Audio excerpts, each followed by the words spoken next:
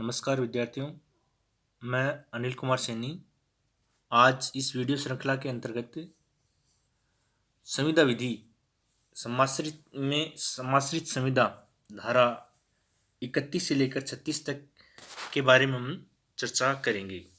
तो सबसे पहले अपन संविदा विधि किसे कहते हैं उसके बारे में हम चर्चा करते हैं। संविदा विधि के अंतर्गत समाश्रित संविदा किसे कहते हैं उसके बारे में हम चर्चा करते हैं। भारतीय संविदा अधिनियम 1872 की धारा 31 के अनुसार समाश्रित संविदा वह संविदा है जो ऐसी संविदा से संपार्श्विक किसी घटना के घटित होने या न होने पर किसी बात को करने या न करने के लिए हो। तो ऐसी संविदा जो किसी संपार्श्विक घटना यानी जो कोई भी अगर ऐसी कोई साथ में अगर कोई घटना घटित हो रही है वो घटित होगी या नहीं होगी, उसके घटित होने पर जो संविदा की जाती है वो संविदा समाश्रित संविदा कहलाती है। जैसे ए बै से संविदा करता है कि यदि बै का घर जल जाए तो वह बै को 10,000 रुपये देगा, यह समाश्रित संविदा। यानी यदि कोई व्यक्ति किसी व्यक्ति से यह संविदा करता है कि यदि उसका घर जल जाएगा तो वह उसे 10,000 रुपये देगा, तो ऐसी जो संविदा कब दिए जाएंगे, जब जो 10,000 रुपये हैं वो उस समय दिए जाएंगे जब दूसरे व्यक्ति का घर जल जाए। तो समाश्रित संविदा किसी भावी जो कोई घटना है उसके घटित होने या नहीं होने पर निर्भर करती है। यदि घटना घटित हो जाती है तो उसका परिणाम क्या होगा, और यदि घटना घटित नहीं होती है तो उसका परिणाम क्या होगा, उसके ऊपर वो निर्भर करती है। अब आते हैं इसके आवश्यक तत्व। संविदा विधि के समाश्रित संविदा के निम्नलिखित आवश्यक तत्व हैं। पहला इसका जो आवश्यक तत्व वह है कुछ करने या न करने का वचन, यानी कि कोई कार्य करने का या न करने का उसमें वचन दिया जाएगा। यानी जो संपार्श्विक घटना जो घटित होगी उसमें कोई कार्य किया जाएगा या कार्य नहीं किया जाएगा। दूसरा है ऐसा वचन किसी घटना के घटित होने या घटित न होने पर निर्भर होगा। जो वचन है वो वचन ऐसा होगा जो दूसरी किसी घटना के घटित होने पर या घटित न होने पर, यानी घटना घटित होती है, हो भी सकती है और नहीं भी हो सकती। यानी कोई भी यदि कोई कार्य किया जाएगा या कार्य नहीं किया जाएगा वो किसी घटना के घटित होने या नहीं होने पर निर्भर करता है। ये इसके महत्वपूर्ण आवश्यक तत्व हैं। तीसरा इसका महत्वपूर्ण आवश्यक तत्व वह ये है कि ये घटना ऐसी किसी संविदा की सहपार्श्विक पार्श्विक घटना होनी चाहिए। यानी सहपार्श्विक का मतलब यानी साथ में चलती हुई वो घटना होनी चाहिए।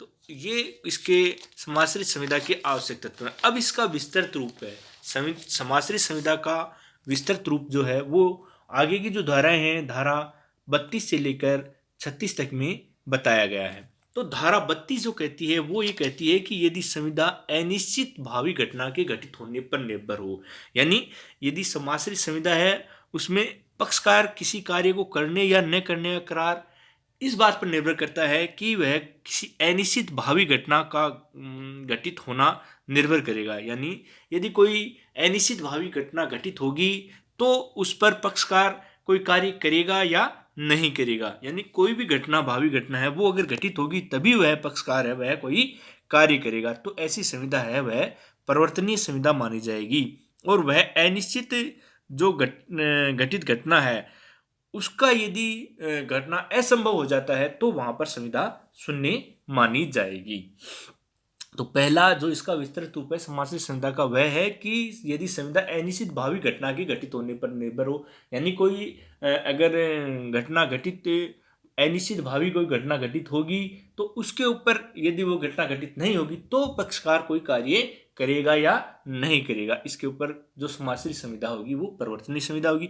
और यदि ऐसी संविदा अनिश्चित जो भावी घटना वह घटित नहीं होती है तो वह समाश्रित संविदा वह शून्य मानी जाएगी, यानी उसको परिवर्तनीय नहीं कराया जा सकता। धारा 33 कहती है यदि संविदा अनिश्चित भावी घटना के घटित न होने पर निर्भर हो, यानी दोनों पक्षकारों की बीच में जो संविदा है वह किसी अनिश्चित भावी घटना के घटित न होने पर, कि जैसे मान लो कि ये कहा जाता है एक पक्षकार द्वारा दूसरे पक्षकार को ये कहा जाता है कि यदि वह जहाज है वो नहीं डूबेगा तो वह उसे 50,000 रुपये, यानी अनिश्चित भावी घटना है कोई, तो उसके ऊपर यदि कोई बात निर्भर होती है और अगर वो घटना घटित नहीं होती है तो ऐसी स्थिति में संविदा परिवर्तनीय होगी, और यदि संविदा घटित हो जाती है तो वहां पर संविदा परिवर्तनीय नहीं होगी।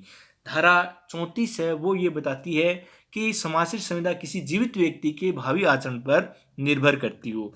तो यदि कोई व्यक्ति निश्चित समय में किसी विशेष प्रकार का या विशेष व्यवहार या कोई आचरण करता है, तो उस व्यक्ति द्वारा निश्चित समय में वैसा विशेष प्रकार का आचरण या व्यवहार करना यदि असंभव हो जाता है, तो उस भावी घटना का निश्चित समय में घटित होना भी असंभव माना जाएगा। यदि वह भावी घटना जिस पर कोई संविदा समाश्रित है इस तरीके पर निर्भर है कि कोई व्यक्ति किसी निश्चित समय में कोई कार्य करेगा, तो वह घटना असंभव तब समझी जाएगी जब ऐसा व्यक्ति ऐसी बात करने को उस समय के भीतर किया जाना असंभव कर देता है। यानी किसी जीवित व्यक्ति के भावी आचरण पर यदि कोई घटना घटित होती है, जैसे मान लो कि ए बी से करार करता है कि यदि बी सी से विवाह कर ले तो वह बी को 50,000 रुपये देगा। सी यदि डी से विवाह कर लेती है तो अब सी से बी का विवाह असंभव हो जाएगा। यदि हालांकि ये संभव है कि डी की मृत्यु हो जाए और उसके पश्चात सी है वो बी से विवाह कर ले, तो ऐसी स्थिति में यदि कोई समाश्रित संविदा की जाती है तो वह संविदा परिवर्तनीय मानी जाती है। धारा 35 कहती है यदि समाश्रित संविदा नियत समय के भीतर विनिर्दिष्ट घटना के घटित होने पर आधारित हो, तो इसमें दो चीजें बताई गई हैं कि नियत समय के भीतर या तो विनिर्दिष्ट घटना घटित होगी या विनिर्दिष्ट घटना है वो घटित नहीं होगी। तो ऐसी स्थिति में यदि घटित होती है, यानी कोई निश्चित समय दे दिया कि 1 महीने का है या 1 वर्ष का है, वो समय दे दिया कि इतने समय में यदि ये घटना घटित हो जाती है तो वह उसे इतने पैसे देगा। तो ऐसी स्थिति में यदि कोई संविदा की जाती है तो ऐसी समाश्रित संविदा वो परिवर्तनीय संविदा मानी जाएगी। और धारा 36 जो बताती है वो ये बताती है कि असंभव घटनाओं का समाश्रित करार है वो शून्य होगा। असंभव घटनाएं कौन सी होती हैं? असंभव घटनाएं वे घटनाएं होती हैं जो कभी भी संभव नहीं होती है। यदि कोई करार जिस पर समाश्रित संविदा आधारित है किसी ऐसी घटना पर आधारित है जिसका घटित होना प्रारंभ से ही असंभव है, तो ऐसा करार है वो शून्य होगा तथा ऐसी जो संविदा है वो निर्माण ही नहीं कर पाएगी। तो ऐसी स्थिति में जो करार है वो ही शून्य माना जाएगा, किसी प्रकार की संविदा नहीं होगी। जैसे मान लो कि ए व्यक्ति है वह ये करार करता है कि यदि 2 सरल रेखाओं को किसी स्थान पर मिल जाए तो वह बी को 10,000 रुपये देगा। तो ऐसी स्थिति में ये करार शून्य नहीं, क्योंकि दो जो समान रेखाएं हैं, जो सरल रेखाएं हैं, वो आपस में कभी भी नहीं मिलेंगी। तो ऐसी स्थिति में वह जो संविदा है, जो करार है, वह शून्य माना जाएगा, वह संविदा का निर्माण नहीं करता है। तो इस प्रकार आज हमने संविदा विधि के अंतर्गत समाश्रित संविदा धारा 31 से लेकर 36 के बारे में चर्चा की। धन्यवाद।